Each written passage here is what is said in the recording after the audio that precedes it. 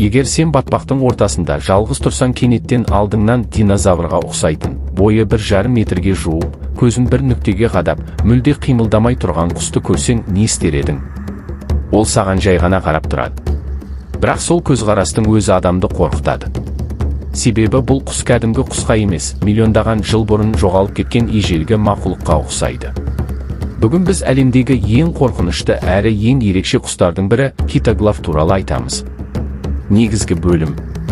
Китоглав Африканың батпақты аймақтарында өмір сүретін сирек құс.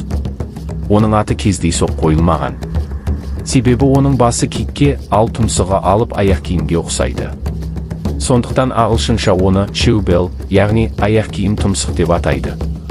Бірақ оның ең қорқынышты жері сыртқы келбеті. Китоглавтың бойы 1 метр 40 сантиметрге дейін жетеді. Бұл кәдімгі адамның иығымен шамалас. Ал қанатын жайғанда ұзындығы 2,5 метрге дейін барады. Яғни ол кейбір есіктің енінен де үлкен. Оның алып тұмсығының ұзындығы 24 сантиметрге дейін жетеді.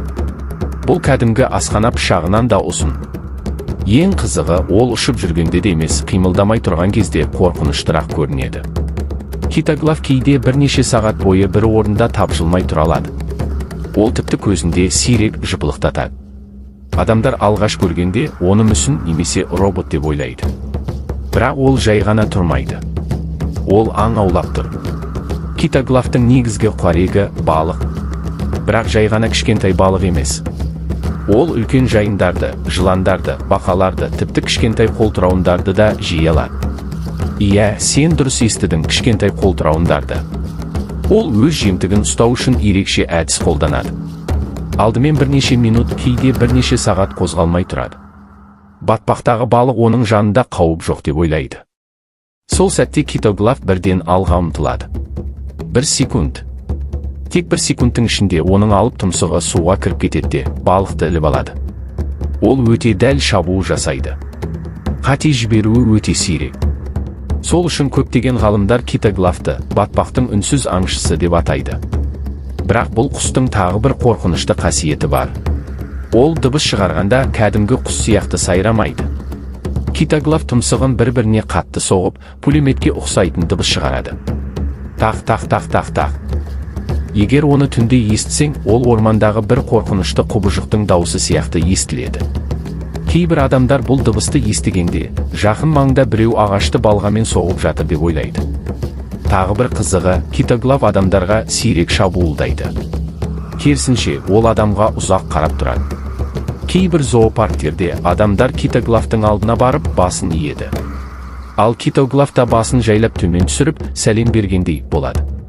Бірақ сен оның сенімен достасқысы келіп тұрғанын ойлама. Ол жай ғана сені бақылап тұр. Және оның көзқарасы өте қорқынышты. Себебі китоглавтың көзі алға қарай орналасқан. Көп құстардың көзі екі жақта болады. Ал китоглавтың көзі адамдыкіндей алға қарап тұрады. Сол үшін ол саған тура қарап тұрғандай әсер береді. Кейбір адамдар тіпті, ол менің жанымды көріп тұрғандай болды дейді. Сондықтан интернетте китоглав туралы видеолар миллиондаған қаралым жинайды. Әсіресе оның бір орында қозғалмай тұрып, кенеттен басын бұрып жіберетін сәттері адамдарды шошытады. Бірақ оның қорқынышты түріне қарамастан, китоглавтың өзі өте сирек кездесетін құс. Қазір бүкіл әлемде небәрі 3000-нан 5000-ға дейін ғана китоглав қалған. Олар көбінесе оңтүстік Судан, Уганда және Конго батпақтарында өмір сүреді. Неге азайып кеткен? Себебі адамдар батпақтарды құрғатып, ол жерлерге үйлер мен егістік салып жатыр. Ал китоглав дәл сондай батпақсыз өмір сүре алмайды. Сонымен қатар кейбір адамдар оны ұстап, бай адамдарға немесе зоопарктерге сатуға тырысады. Өйткені мұндай ерекше құсты көру өте сирек нәрсе. Сол себепті китоглав қазір жойылып кету қаупі бар құстардың қатарына кіреді. Бірақ оның өміріндегі ең қатыгез нәрсе балапандары. Китоглав әдетте 2 немесе 3 жұмыртқа салады. Бірақ көбіне тек бір балапан ғана тірі қалады. Неге? Себебі балапандардың ішінде ең күштісі әлсіздерін итеріп, тамақты өзі алып қояды. Кейде әлсіз балапан аштан өледі. Анасы мен әкесі де ең күшті баланы ғана сақтап қалуға тырысады. Табиғатта тірі қалу үшін осындай қатал заңдар бар. Тағы бір қызық факт. китоглафтар 35 жылға дейін өмір сүре алады. Ал кейбірі 50 жылға дейін жасаған.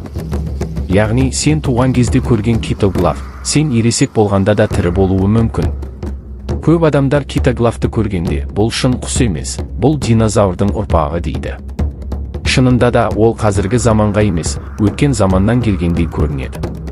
Ұзын аяқтары, алып тұмсығы, қозғалмайтын көзқарасы, бір орында сағаттап тұруы. Оның барлығы ежелгі дәуірдің жануарын еске түсіреді. Сол үшін китоглафты кейде тірі динозавр деп те атайды. Қорытынды. Сонымен китоглаф жай ғана құс емес. Ол Африка батпағында жасырынған динозаврға ұқсайтын үнсіз аңшы. Ол саған шабуылдамайды. Ол айқайламайды. Ол жүгірмейді. Ол тек қарап тұрады.